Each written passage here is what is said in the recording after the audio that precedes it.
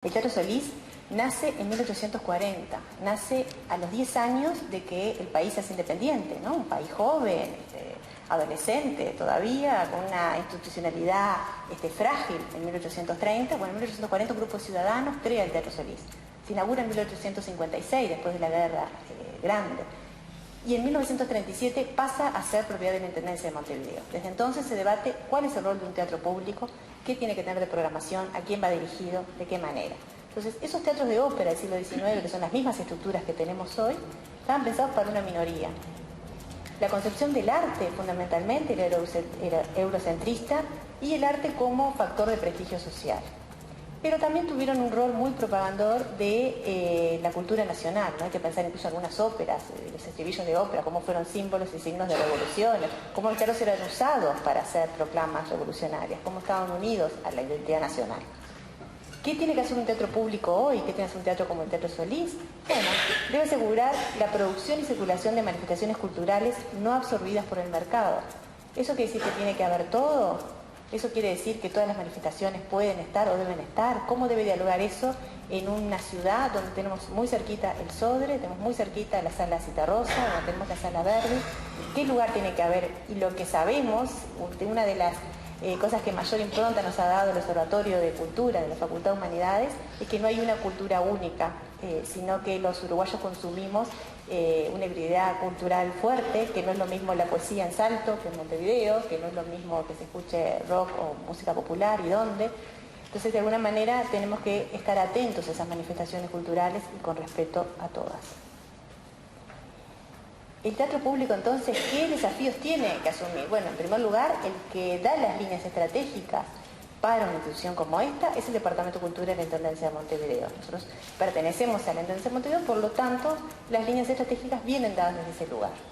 ¿Cuáles son esos ejes estratégicos que tiene el Departamento de Cultura? Tiene que ver con incorporar y transversalizar una política de género, con fundamentar la accesibilidad ciudadana, que puede ser un gran paraguas, y una mirada importante en infancia y juventud. ¿Por qué? Porque también tenemos una sociedad envejecida, una sociedad que a veces uno está en las salas y mira, por ejemplo, la concurrencia del Centro Cultural de Música y nos encontramos que es una población envejecida, que no se renueva, que no es hereditaria, que los hijos de los que son abonados no siguen siendo abonados al Centro Cultural de Música.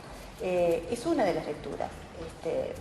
Hay otras manifestaciones culturales que abarrotan otras salas y también tenemos que pensar qué estamos haciendo para que la gente venga a los lugares estos de encuentro y que proponemos, ¿no? Entonces, hay algunas cuestiones que todos hemos manifestado y que estamos como un consenso de acuerdo, ¿no? Los bienes y servicios culturales no son una mercancía más, transmiten valores.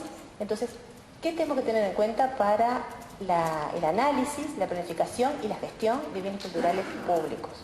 Bueno, primero es una caja de herramientas teóricas que tiene que darnos una base para entender esa realidad donde vamos a intervenir, porque no es inocente la programación que hacemos, que es el eje de cualquier teatro, ¿no? El centro de lo que tiene es la programación. Después desplegamos una serie de herramientas de accesibilidad, de mediación, pero el corazón de un teatro es la programación. Entonces hay también a veces una suerte de frontera, pero que se permeabilizan unas a otras, entre quienes legislan, teorizan, debaten, investigan o trabajan en el campo cultural directamente, generando también una reflexión teórica. Quizás desde las artes escénicas es más fácil verlo, porque uno está hablando hoy también de esa dramaturgia de la escena, ¿no? Cómo desde el hacer artístico a veces se pasa al papel, y cómo a veces desde el papel se pasa a la escena. ¿Qué está primero? Bueno, hoy estamos viendo unas fronteras también dentro del artístico que permiten ambas cosas. Entonces, bueno, la praxis a veces hace pensar determinadas teorías porque la realidad se nos impone, ¿no? Entonces, me parece que eso hay que tenerlo en cuenta. Eso quiere decir también que tenemos que tener un alto grado de especialización en el conocimiento del campo, de la legislación. No es lo mismo cuando estábamos hablando en la mesa de apertura de unos comentarios de Gonzalo hace 10 años, que la legislación en estos últimos años ha cambiado y ha avanzado en ese lugar. Hay que tener en cuenta los censos, hay que tener en cuenta esa cartografía de bienes y servicios culturales. Hay que tener manejo de indicadores de gestión. Los públicos, eso tiene que ver no solo con los públicos que vienen a comprar la entrada, sino con los públicos que piensan que esto no es para mí. Esos que hay que ir a buscar porque no tienen incorporado el hábito de consumir productos culturales en sí. Hay que también tener en cuenta los públicos internos que tenemos, nuestros proveedores, nuestros sistemas de arte, los procesos de producción y distribución, la gestión del patrimonio. Estamos hablando de historia, estamos hablando de cultura. ¿Cuáles entonces son esas políticas culturales? Bueno, la gestión entonces debe responder a esos principios orientadores de las políticas que la rigen. Entonces, ahí vamos a ver si una institución cumple o no los objetivos que tiene. ¿Cuáles son entonces los agentes que delimitan lo que financia la cultura? Y hay dos agentes principales, la política y el mercado. Son ellos los que van a definir si algo es rentable o no deja de ser rentable y tiene que ser programado igual. De hecho, de estas cosas pasan con la salud, con la educación. Bueno, en cultura, ¿qué manifestaciones culturales debemos proteger? ¿Cuáles debemos estimular? ¿Qué pasa, por ejemplo, con el tango y el candombe, que son medidas patrimoniales, que están pensadas como patrimonio del Río de la Plata? ¿Cuánta gente escucha candombe en su casa? ¿Cuántas va a concurrir? ¿Cuánta escucha tango? ¿Cuántos va a asistir a milongas o cuántos va a escuchar tango? Bueno, hay a veces una distancia entre lo que se dice y lo que se hace. De hecho, las bordereaux que tenemos en cada teatro dan cuenta de estas cosas. Y por último, lo que hacemos es gestionar el gusto. Estamos trabajando con consumos culturales, estamos trabajando con el gusto. Y el gusto significa identidad. El gusto, que aparentemente podría ser algo muy personal, está implicado en una mezcla, en una cuestión de prácticas de consumo que identifican y que definen identidades complejas y, por supuesto, cambiantes. Hay una cita de Irving Goffman ahí que dice que hoy hay una necesidad de definirse frente a los otros a través del juego de los papeles que la misma sociedad o cultura dominante demanda a los individuos por medio de la imposición de determinados valores. Bueno, Canclin también dice que al seleccionar algunos bienes, el individuo se apropia de ellos y define así lo que considera valioso. Consumir es hacer más inteligible un mundo donde lo sólido se evapora. Pero consumir sirve también para distinguirnos de los otros, sirve para comunicarnos y sirve para pensar. ¿Qué desafío se encuentra hoy el Teatro Solís en este marco? Bueno, como decíamos, que la principal herramienta es la programación y el mayor valor es su equipo de funcionarios. Entonces, hay varios objetivos que tiene que atender. Por supuesto, el central es promover la actividad artística y cultural. Necesariamente tiene que ampliar los públicos, es una misión, es un deber de Teatro Solís, justamente eso, de llegar a quienes no llegan por sí mismos, incrementando la accesibilidad, promover y conservar el patrimonio. El patrimonio no solo edilicio, el patrimonio artístico y cultural que tiene el Teatro Solís. Tenemos un centro de investigación dedicado a las artes que justamente atesora.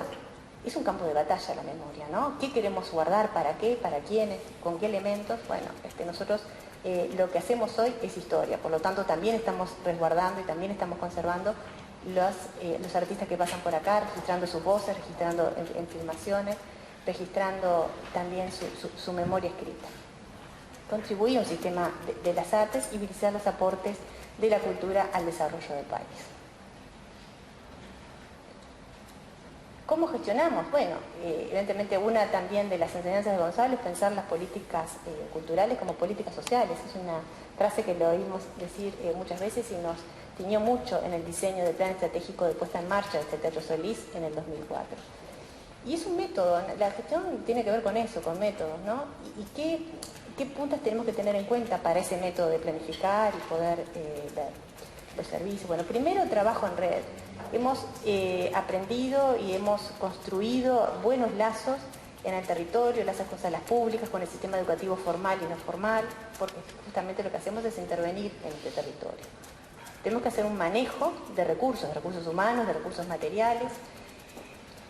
En este concepto también estamos necesariamente requiriendo un ayornamiento tecnológico. Bueno, los celulares cada 2 años cambian. Bueno, en el sistema de las artes, las puestas en escena requieren un sistema de tecnología que después de 11 años también es necesario invertir. A veces es difícil convencer que, bueno, si en el 2004 se abrió el Teatro Solís y se invirtió millones de dólares, ¿cómo hay que invertir de vuelta? Sí, es como en tu casa, ¿no? Cuando la azotea hay que hacerla cada tantos años, bueno, acá también hay que hacer la azotea y hay que recuperar las paredes y hay que cuidarlo y hay que invertir en tecnología.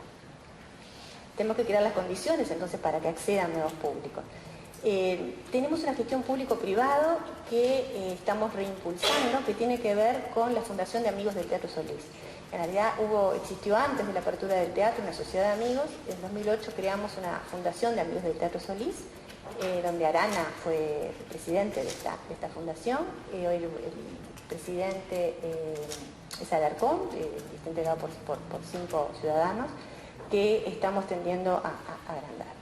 Tenemos un valor de los cuerpos estables, los elencos estables, ¿no? La Comedia Nacional y la Orquesta Filarmónica de Montevideo, que son 2 elencos que están en esta casa, en el Teatro Solís, nos aseguran calidad, accesibilidad, un repertorio clásico e innovador, y a la vez nos permiten hacer políticas de sensibilización de público. Estamos creando un sistema de indicadores, estamos creando un observatorio en el Teatro Solís que nos ayude justamente a medir, dentro de los objetivos que nos planteamos, si estamos cumpliendo con esos objetivos. Y la premisa principal es que el ciudadano es el centro, ¿no? El ciudadano es el centro de todas las acciones que hacemos y que programamos. Bueno, acá, por supuesto, en eso de caminos, de qué hacer y para dónde ir, tenemos una misión clara y una visión de a dónde tenemos que trabajar. Y eso también está reunido con una serie de valores y de principios, de qué manera hacemos las cosas, con qué equipos lo trabajamos, cómo hacemos para llegar a esto. Dejamos muertos en el camino, tratamos de ir con todos y trabajar con todos. Nos equivocamos, hacemos de vuelta, barajamos y damos de nuevo. En esa parte de la construcción es que estamos y lo hacemos con todo el compromiso que esto requiere. Entonces, en este momento que hay una desinversión económica, ¿podemos decir que la cultura también está en crisis? Hay una paradoja importante en estos centros que tiene que ver con la accesibilidad y tiene que ver con la calidad. Cuando hablamos de calidad cultural, estamos hablando generalmente, o muy posiblemente, que son producciones artísticas de altos costos, de altas inversiones. Sabemos hoy una dependencia grande de las artes con la tecnología. Estamos hablando de un equipamiento tecnológico importante, de la comunicación, cómo se ha revolucionado el tema de la comunicación. Bueno, es un tema grande en sí. Yo miro acá a Pablo Andrade, el contador, y pienso todo el sistema burocrático no pensado para las artes. Cuando uno quiere hacer un contrato para un artista, tiene que seguir 18 pasos para que el artista pueda cobrar. 18 pasos que pasa el expediente, ¿no? para que el artista pueda cobrar.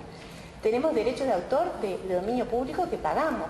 Ya está Álvaro acá como director de la Filarmónica. Sabemos que la ópera, que en cualquier país, incluso latinoamericano, no paga derecho de autor, nosotros pagamos derecho de autor. Nos hace no competitivos con el resto de las producciones.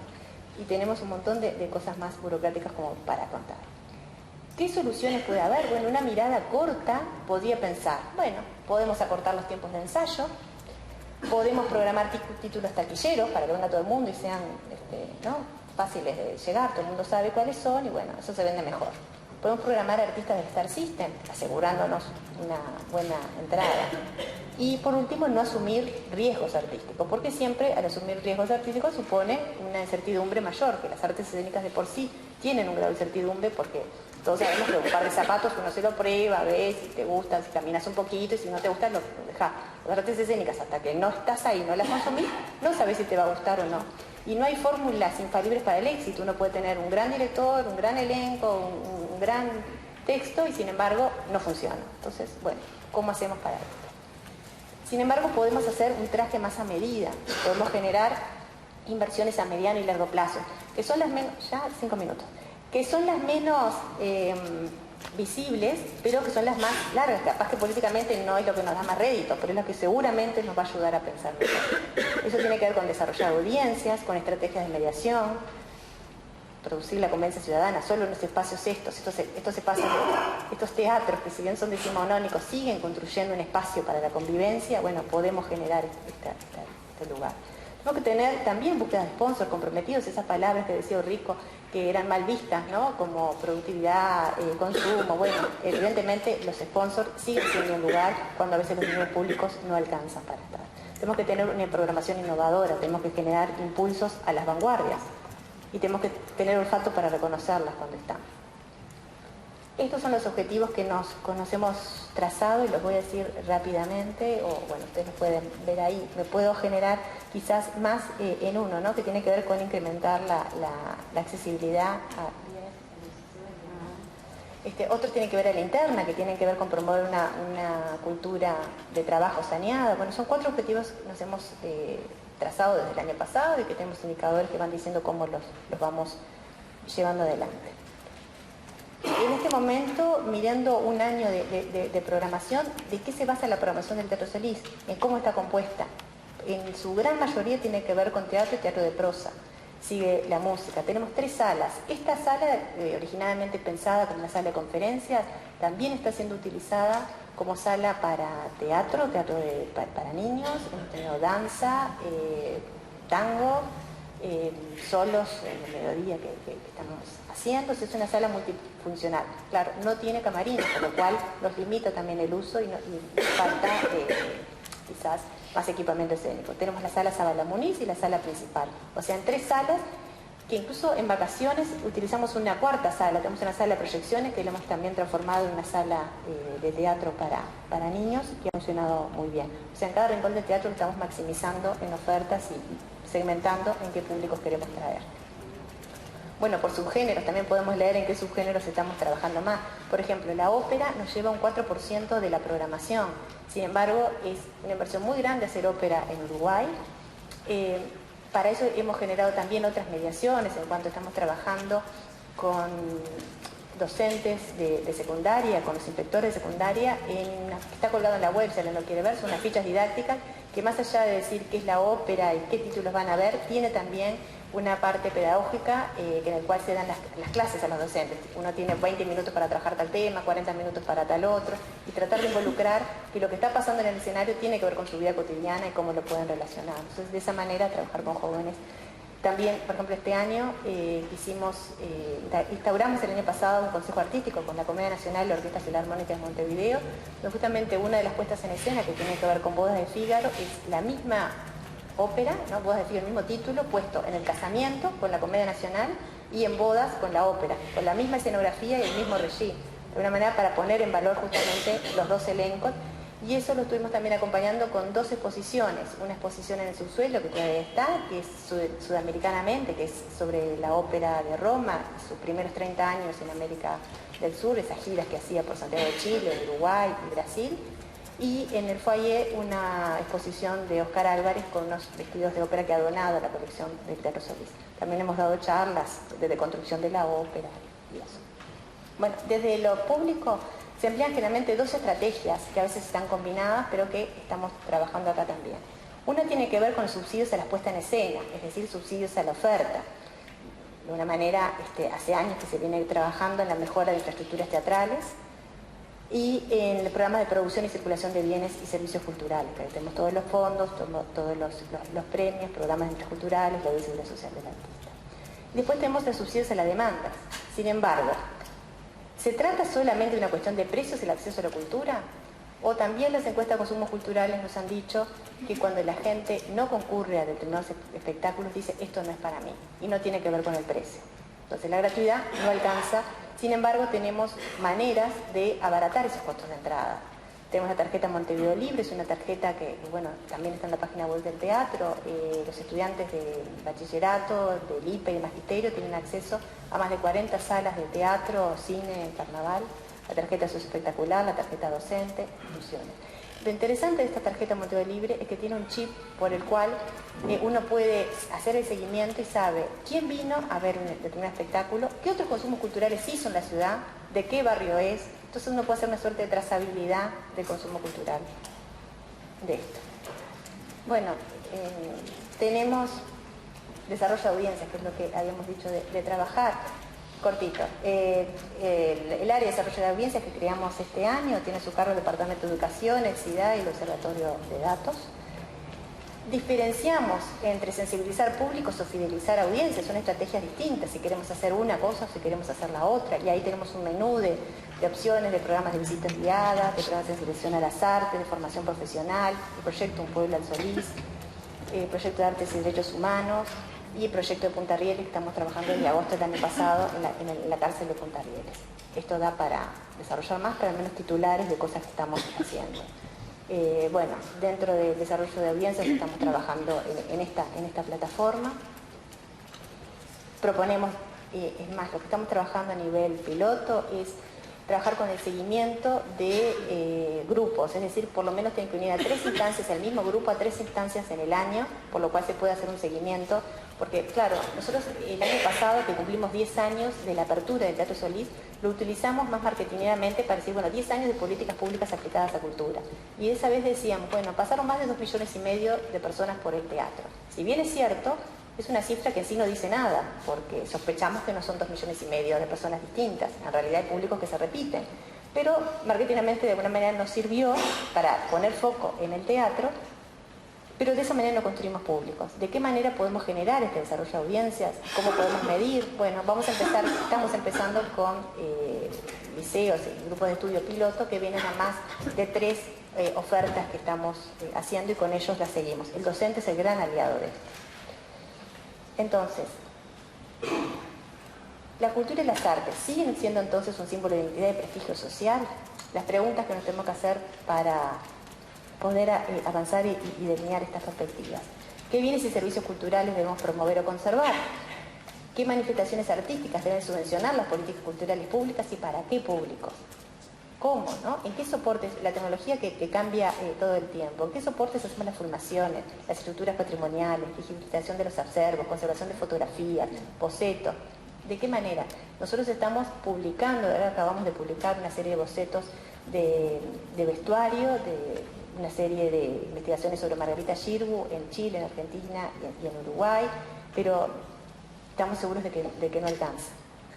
En tiempo entonces de retracción económica, ¿dónde queda lugar para la innovación y la experimentación y qué repertorio circula? Gracias.